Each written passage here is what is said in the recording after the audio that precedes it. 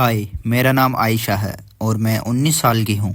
मैं वैसे तो लखनऊ की रहने वाली हूँ, लेकिन अब शिमला में अपने कई सपने पूरे करने आई हूँ। मेरा एडमिशन शिमला के हेरिटेज कॉलेज के होटल मैनेजमेंट कोर्स में हुआ है, जो एक काफ़ी अच्छा कॉलेज है। बट टू बी ऑनेस्ट, मैं यहाँ सिर्फ अपने दोस्तों के लिए आई हूँ। मुझे हमारे कॉलेज का एनवायरनमेंट काफ़ी ज़्यादा पसंद है। हिल्स की ब्यूटी, ठंडी हवा और एक हिस्टोरिकल वाइब मुझे यहाँ पर अट्रैक्ट करती है। और कॉलेज कैंपस का आर्किटेक्चर थोड़ा बहुत ब्रिटिश एरा जैसा है और डोम्स तो यहाँ पर बिल्कुल एकदम पुरानी हवेली जैसे हैं। मुझे लगा था कि यहाँ की लाइफ एक्सपीरियंसेस अनफॉरगेटेबल होगी and this things was actually gonna happen. मुझे एक डोम असाइन किया गया था जिसका नाम था रिजूड हॉल एंड हमें शुरुआत में 2 ऑप्शन दिए गए थे कि या तो डोम में शिफ्ट हो जाओ या फिर तुम लोग अपने खुद के फ्लैट में भी शिफ्ट हो सकते हो। पर मैंने डिसाइड करा कि हम पहले 8 महीने डोम की लाइफ एक्सपीरियंस करेंगे और उसके बाद मैं अपने कुछ दोस्तों के साथ फ्लैट में शिफ्ट हो जाऊंगी। इसलिए मैंने रिजूड हॉल के लिए हाँ बोल दिया था। मेरा रूम नंबर था 214, जो एक कोजी सा रूम था जहाँ मुझे अपनी रूममेट मीरा के साथ रहने को मिला था। मीरा दिल्ली से थी और काफ़ी चेयरफुल और फ्रेंडली थी, तो इसीलिए उसके साथ मेरा एक भी दिन बोरिंग नहीं जाने वाला था। डोम में और भी लड़कियाँ थी और सब मिलकर काफ़ी ज़्यादा मस्त रहती थी, लेकिन मैं उनसे कभी भी इतना ज़्यादा क्लोज नहीं हो पाई थी।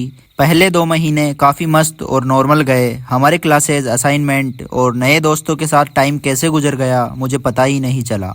लेकिन तीसरे महीने से सब कुछ बदलने लगा था। एक रात जब मैं और मीरा लेट नाइट स्टडी कर रहे थे तो मुझे लगा कि कोई हमारे कमरे के बाहर चल रहा है। तो इसीलिए चेक करने के लिए जब मैंने दरवाज़ा खोला तो वहाँ पर कोई भी नहीं था और यह चीज़ बार बार रिपीटेटिवली होती थी। एक दिन मीरा ने भी कहा कि उसने डोम के कॉरिडोर में एक शेडो देखी थी। पहले हमने सोचा कि शायद ये हमारी ओवर थिंकिंग थी, लेकिन चीज़ें तब और भी अजीब होने लगी जब डोम की लाइट्स अपने आप फ्लिकर करने लगी थी। कभी कभी रात के समय लगता था कि कोई हमारे कमरे के अंदर भी है। और एक दिन मीरा ने मुझे जगाया और बोला, आयशा देखो देखो, वो चेयर खुद से हिल रही है।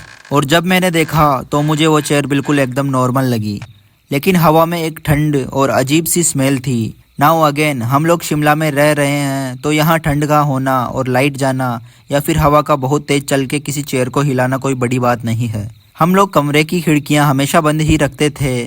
बेसिकली कोई भी ऐसी अननेचुरल चीज़ होना was impossible in our room. So ये सब कुछ कैसे हो रहा था?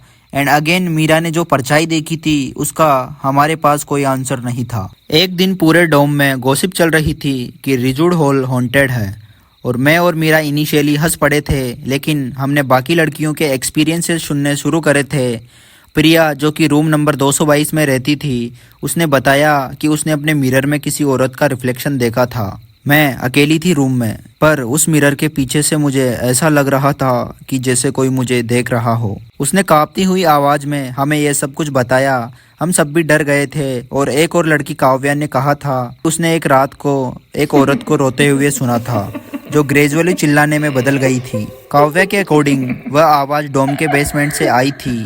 बेसमेंट? मैंने क्वेश्चन करती हुई आवाज़ में पूछा, क्योंकि हमने या फिर स्पेशली मैंने तब तक रिजूड हॉल के बेसमेंट के बारे में सुना ही नहीं था और ना कभी देखा था। तो इस चीज़ के बारे में जानने के बाद हम 5 लड़कियों ने एक दिन डिसाइड करा कि हम लोग बेसमेंट को एक्सप्लोर करने के लिए जाएंगे। बेसमेंट का दरवाज़ा एकदम रस्टी था और हमेशा लॉक्ड रहता था, लेकिन मीरा के पास एक डुप्लीकेट की थी वहाँ की, जो कि उसने किसी स्टाफ मेंबर से चुराई थी। एंड अगर हम लोग उसका नाम ना लें तो ही मेरे लिए बेहतर रहेगा। अंदर घुसते ही एक स्टेल और डैम्प स्मेल आने लगी थी वहाँ से। बेसमेंट एकदम पुरानी चीज़ों से भरा हुआ था, एंटीक फर्नीचर, पेंटिंग्स और कुछ लॉक्ड ट्रंक्स। लेकिन सबसे अजीब चीज़ थी एक पुरानी रॉकिंग चेयर जो धीरे धीरे हिल रही थी बिना किसी हवा के। बेसमेंट के कोने में एक छोटी सी डायरी पड़ी हुई थी और डायरी एक लड़की की थी जिसका नाम था अंजलि, और वह रिजूड हॉल की एक फॉर्मर रेजिडेंट थी।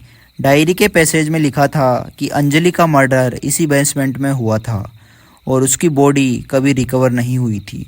उसका गोस्ट अभी भी डोम में रहता है और रेवेंज के लिए यहाँ सबसे बात करना चाहता है। डायरी के लास्ट पेज में सिर्फ एक लाइन लिखी हुई थी, मैं कभी शांत नहीं पाऊंगी। Now this seem like a joke to us. ये तो कुछ ज़्यादा ही कन्वीनियंट हो गया। क्या एक गोस्ट ने अपने मरने के बाद खुद डायरी में ये सब कुछ लिखा है और ये सुनकर हम पांचों के पांचों थोड़ा चकल कर रहे थे। लेकिन मुझे वहाँ पे बहुत ज़्यादा डर लग रहा था, इसीलिए मैं जल्दी से जल्दी बेसमेंट से ऊपर भागने लगी बिना अपने दोस्तों को दिखाए कि हाँ मैं डर रही हूँ। उस रात डोम में मुझे हर एक चीज़ एकदम आउट ऑफ कंट्रोल लग रही थी। लाइट्स ऑन एंड ऑफ हो रही थी और हर लड़की के रूम के दरवाजे के एक साथ बंद होने लगे थे। मुझे और मीरा को लगा कि अब हम लॉक्ड हो गए हैं और रूम का टेम्परेचर एकदम से फ्रीजिंग हो गया था। एक शेडो फिगर हमारे सामने आया जो धीरे धीरे एक लड़की की शेप में बदल रहा था।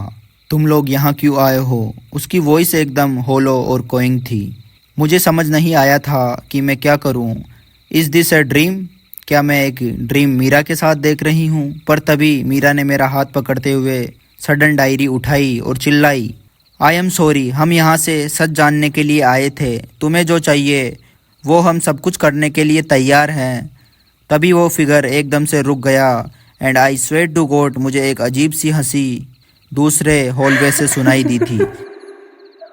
उसने कहा, मुझे बस इंसाफ चाहिए। तुम प्रिंसिपल से कहो कि मेरी स्टोरी सबको पता चले, मुझे छुपाया नहीं जाना चाहिए। अगले दिन हम सब लोग रिजोड हॉल के प्रिंसिपल के पास गए। पहले तो उन्होंने मना करा, लेकिन जब हमने डायरी और अपने एक्सपीरियंसेस एक साथ उनके साथ शेयर करे तो उन्होंने सच को एक्सेप्ट कर ही लिया। डायरी कॉलेज लाइब्रेरी में प्रोमिनेंटली डिस्प्ले करी गई थी और अंजलि की स्टोरी फाइनली सबको पता चल गई थी और रिजुड के बेसमेंट को परमानेंटली सील कर दिया गया था। उसके बाद डोम में सब कुछ नॉर्मल हो गया था। वह शेडो, वह आवाज़ें, यह सब कुछ दिखना हमें बंद हो गया था। लेकिन कभी कभी रात को मुझे लगता है कि वो गोस्ट अभी भी हमको देख रही है। May be she is grateful and this was for today video. मिलते हैं फिर एक और नई और डरावनी वीडियो के साथ। तब तक के लिए बाय।